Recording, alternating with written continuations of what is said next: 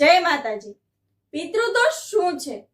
જો કોઈ વ્યક્તિના મૃત્યુ પછી વિધિ વિધાન મુજબ અંતિમ સંસ્કાર ન થાય તો પરિવારની પેઢીઓએ પિતૃદોષ ભોગવવો પડે છે। તેના નિવારણ માટે ઉપાયો જરૂરી છે। તો ચાલો એ જાણીએ। એ પહેલા આ વિડીયોને શેર, ફોલો અને એક લાઈક જરૂરથી કરી દેજો। પહેલું છે સંતાન સુખ ન મળવું અથવા વિકલાંગ અને મંદબુદ્ધિ હોવું। બીજું છે નોકરી ધંધામાં સતત નુકસાન અને બરકત ના રહેવી। ત્રીજું છે પરિવારમાં અશાંતિ અને એકતાનો અભાવ। ચોથું છે ઘરના સભ્યોનું સતત અસ્વસ્થ રહેવું। પાંચમું છે વિવાહમાં વારંવાર અવરોધ આવવો। છઠ્ઠું છે નજીકના લોકો દ્વારા દગો મળવો। સાતમું છે વારંવાર અકસ્માતો થવા। આઠમું છે માંગલિક કાર્યોમાં વિઘ્ન આવવું। નવમું છે ઘરમાં પ્રેત બાધા કે નકારાત્મક ઉર્જાનો અનુભવ।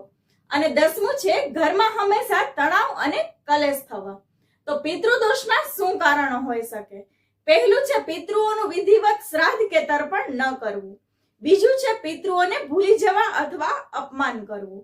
ત્રીજું છે ધર્મ વિરુદ્ધનું આચરણ કરવું। અને ચોથું છે પીપળો, વડ કે ફળાદાર વૃક્ષોને કાપવા। જો તમારી સાથે પણ આવું કંઈ થતું હોય તો તમે અમને કમેન્ટ કરીને જણાવી શકો છો। જય માતાજી।